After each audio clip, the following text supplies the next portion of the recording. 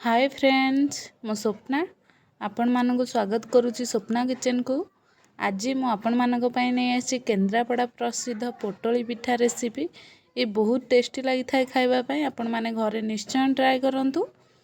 जदि आपण माने मो चैनल रे नुआ चैनल को सब्सक्राइब करनियंतु। आसंतु देखि नबा पोटली पिठा पई मु कोन कोन सामग्री नैची।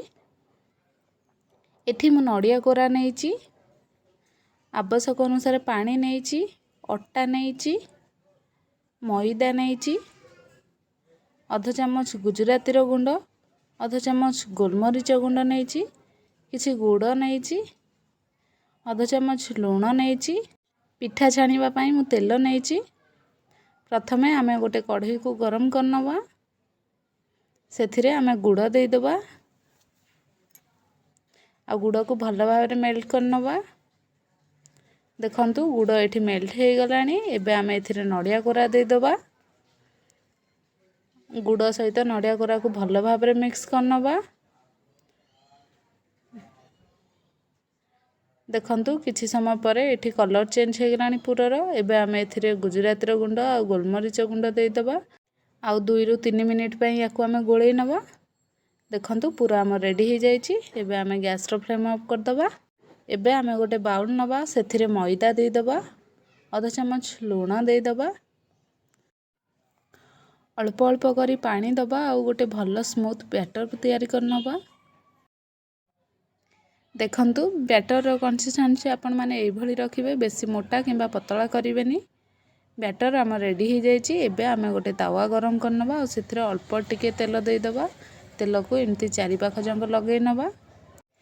एबे आमे एथिरे बैटर दे दबा आ गोटे डोसा टाइप रो बनै नबा।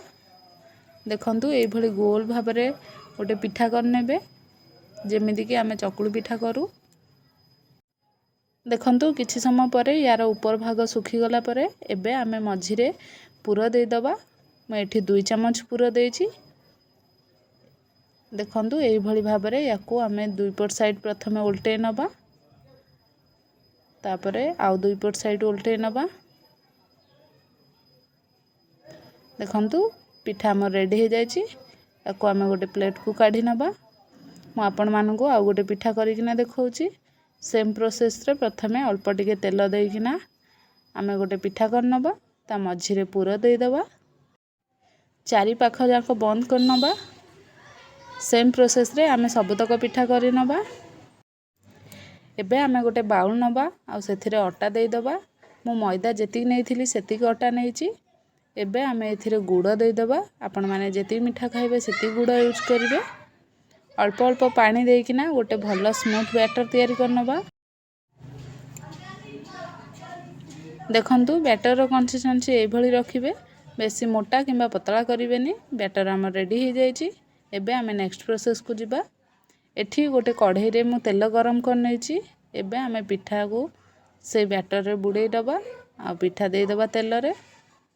किछि समय पई याकू आमे छाड़ी दबा। देखंतु पिठा हमर केते बढ़िया मंजार फुली जाईची। एबे याकू आमे उल्टेई दबा आ 2 पट साइड गोल्डन ब्राउन कलर करनबा। देखंतु पिठार कलर चेंज हो गलानी। याकू आमे गोटे प्लेट को काढी नबा। सेम प्रोसेस रे आमे बाकी तक पिठा करि नबा। मु आउ 2टी पिठा करी आपण मानक देखौची। एमिति पिठा को गुड़ रे बुड़ेइकिना देई दबा। किछि समय परे याकू आमे उल्टेइबा। सांगे सांगे जमा भी उल्टेइबेनी, नहले ये भांगी जिवो। आउ गैस रो फ्लेम प्रथम रु शेष पर्यंत मीडियम रे ही रखिबे। देखंतु किछि समय परे हमर पिठा फुली गलानी। एबे याकू आमे उल्टेइ दबा आ 2 पट साइड गोल्डन ब्राउन कलर हबा पर्यंत याकू आमे छाणीबा। देखंतु किछि समय परे पिठा हमर 2 पट साइड गोल्डन ब्राउन कलर हो गलानी। एबे याकू आमे गोटे प्लेट को काढी नबा आ सेम प्रोसेस रे आमे बाकी तक पिठा छाणी दबा। देखंतु पोटली पिठा हमर रेडी हो जाईची खाइबा पई। मु याकू गोटे प्लेट को सर्व कर नैची। ये केते सुंदर देखा होची आ केते बढ़िया कलर आछी आ सब पिठा बहुत भलो फुलीची। आपण माने घरे निश्चय ट्राई करंतु आ आपनक मतामत मते कमेंट बॉक्स रे निश्चय जणांतु। जदि आपण मानकू आज रो ए वीडियोटी भल लागला वीडियोटी को लाइक करंतु, शेयर करंतु आ मो चैनल रे जदि नुआ चैनल को सब्सक्राइब करनियंतु। पाखे थिबा बेल आइकन को प्रेस करंतु, जहा द्वारा कि मु छाडुथिबा नुआ नुआ वीडियो रो नोटिफिकेशन आपण माने प्रथम पाई परिबे। ଭିଡ଼ିଓଟିକୁ ଶେଷ ପର୍ଯ୍ୟନ୍ତ ଦେଖିଥିବାରୁ ବହୁତ ବହୁତ ଧନ୍ୟବାଦ।